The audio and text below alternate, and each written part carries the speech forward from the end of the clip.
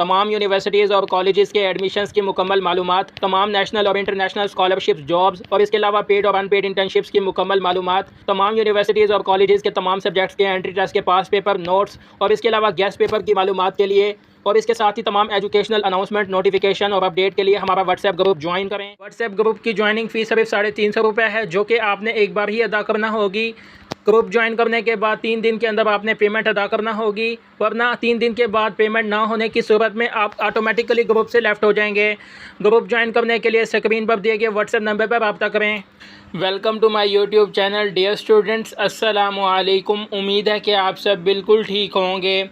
Dear students, आज के इस चैप्टर में बात करेंगे बहाउद्दीन ज़करिया यूनिवर्सिटी मुल्तान के एडमिशन्स के बारे में।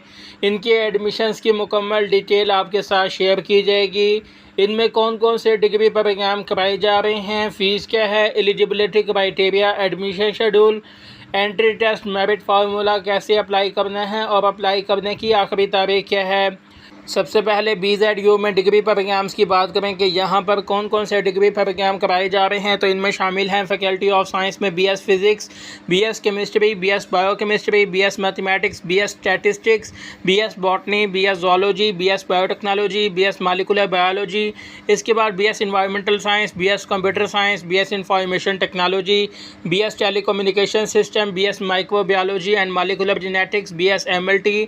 Faculty of agricultural sciences and technology में शामिल हैं BSc agriculture, BSc agri business and marketing. इसके बाद BSc agricultural engineering, BSc agree water management, BSc farm management, BS forestry.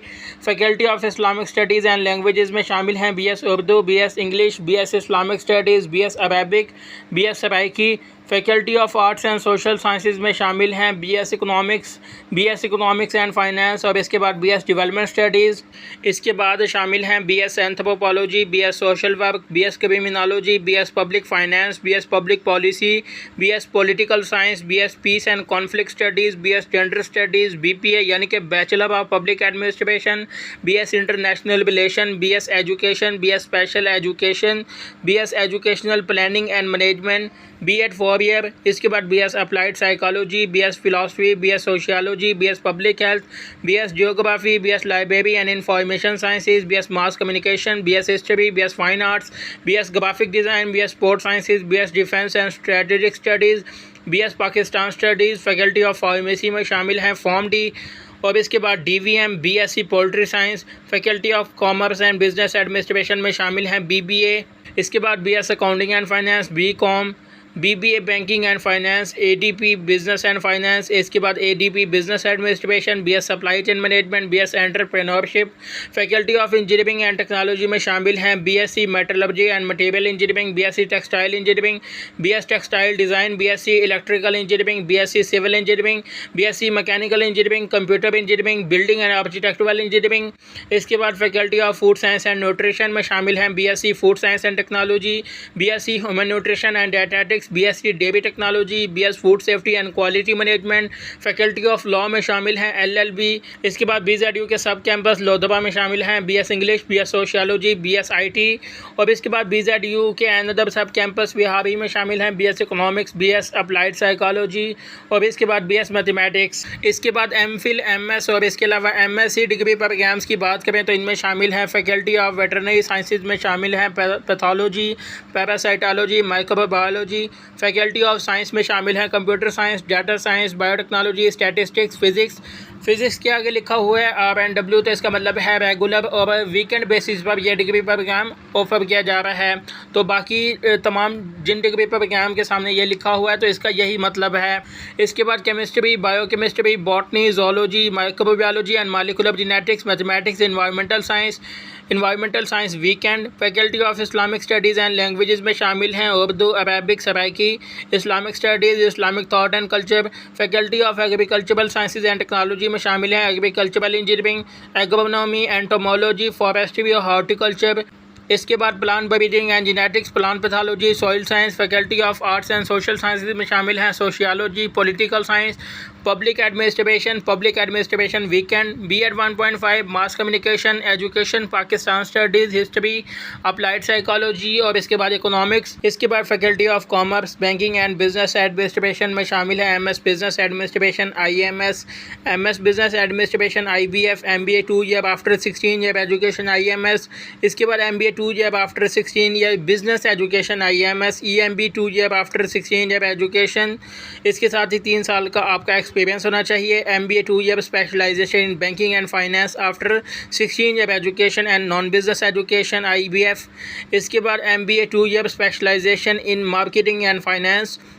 इसके बाद MBA specialization in insurance and risk management, MBA 2 year specialization in human resource management, MBA 2 year specialization in Islamic banking, MS business administration, post graduate research qualification. इसके बाद MPhil commerce, MS innovation and entrepreneurship. Faculty of engineering में शामिल हैं MSc electrical engineering, MSc mechanical engineering, MSc civil engineering. इसके बाद MSc civil engineering specialization in transportation engineering. जो पहले मैंने आपको सिविल इंजीनियरिंग बताया उसमें आप जो है हाइड्रोलिक्स और इसके अलावा जो है इरिगेशन इंजीनियरिंग में स्पेशलाइजेशन कर सकते हैं। इसके बाद स्पेशलाइजेशन इन ट्रांसपोर्टेशन इंजीनियरिंग और इसके अलावा specialization in structural engineering. Faculty of law में शामिल है LLM। Faculty of food science and nutrition में शामिल है food science and technology, human nutrition and dietetics. इसके बाद MSc डेयरी टेक्नोलॉजी और इसके बाद MS food safety and quality management. PhD की बात करें तो इनमें शामिल हैं फैकल्टी ऑफ साइंस में chemistry, biochemistry, biotechnology, statistics, botany, zoology, mathematics. Faculty of Islamic studies and language में शामिल हैं Arabic, Islamic studies. Faculty of arts and social sciences में शामिल है mass communication, education, sociology, economics, history, political science. Faculty of agricultural sciences and technology में शामिल है agriculture engineering. इसके बाद agronomy, entomology, forestry, horticulture, plant breeding and genetics, plant pathology, soil science. Faculty of veterinary sciences में शामिल हैं parasitology. Faculty of commerce and business administration में शामिल हैं business administration, IMS, business administration, IBF।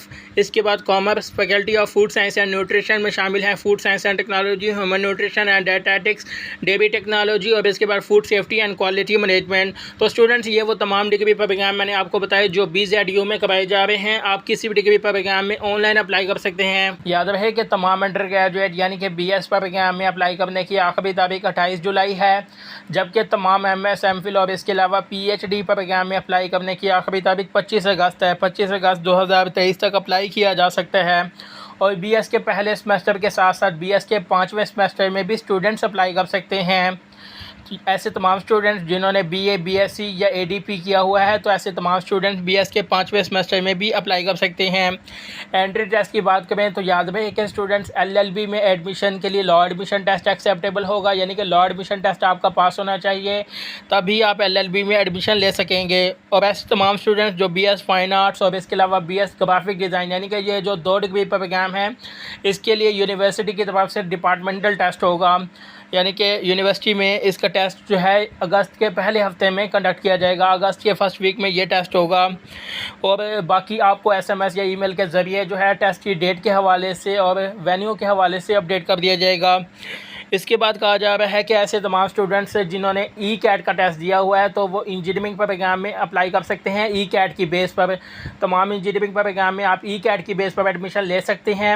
और जिन students ने ECAT नहीं दिया हुआ तो देन उन स्टूडेंट्स को मौका दिया जाएगा, यूनिवर्सिटी की तरफ से जो है टेस्ट होगा इंजीनियरिंग के लिए, तो ऐसे तमाम स्टूडेंट्स को इस टेस्ट में अपीयर होना होगा।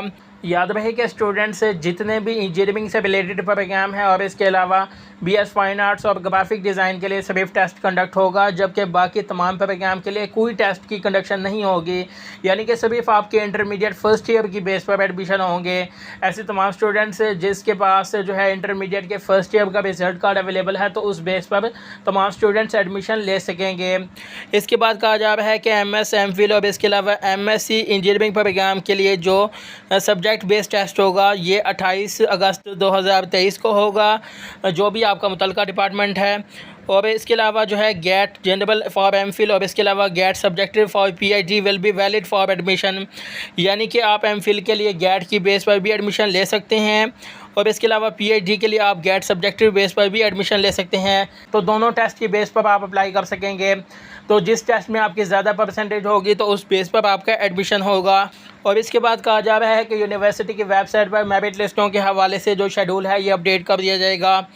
इसके बाद कहा जा रहा है कि minimum 10 seats are allocated in each under graduate program on self finance, यानी कि तमाम डिग्री प्रोग्राम में, तमाम अंडर ग्रेजुएट प्रोग्राम में सेल्फ फाइनेंस बेसिस पर जो है 10-10 सीटें हैं तमाम डिग्री प्रोग्राम की, तो आप सेल्फ फाइनेंस पर भी एडमिशन ले सकेंगे। इसके बाद स्टूडेंट्स एमफिल के तमाम डिग्री प्रोग्राम की फ़ीस की बात करें तो पहले सेमेस्टर की जो फ़ीस है ये 52,000 है, जबकि बाकी सेमेस्टर यानी कि दूसरे सेमेस्टर से ऑनवर्ड जो फ़ी होगी ये 41,000 होगी। और इसके बाद बीएस मॉर्निंग सेशन की पहले सेमेस्टर की फ़ी जो है 35,505, जबकि सेकंड सेमेस्टर से ऑनवर्ड 24,000 होगी। और बीएस के तमाम इवनिंग प्रोग्राम के पहले सेमेस्टर की फ़ीस 47,605 रुपीज़, जबकि सब्सिक्वेंट सेमेस्टर की फ़ी 36,100 रुपीज़ होगी।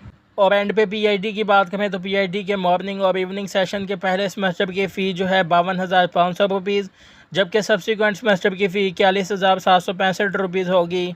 और जो स्टूडेंट्स फ़ीस अफोर्ड नहीं कर सकते तो वो स्टूडेंट्स यहाँ पर मेंशन की जाने वाली स्कॉलरशिप्स के लिए अप्लाई कर सकते हैं। इनमें शामिल हैं Punjab educational endowment fund, HEC need based, British council, Scottish scholarship, इसके बाद कॉन्फिस स्कॉलरशिप और इसके साथ ही BISP UG प्रोग्राम।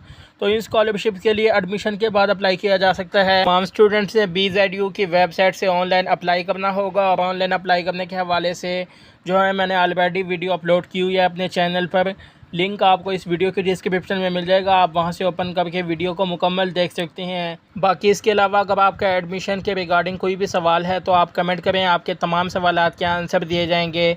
वीडियो को लाइक करें, इसे शेयर करें ताकि तमाम स्टूडेंट्स की रहनुमाई हो सके। जज़ाकल्लाह।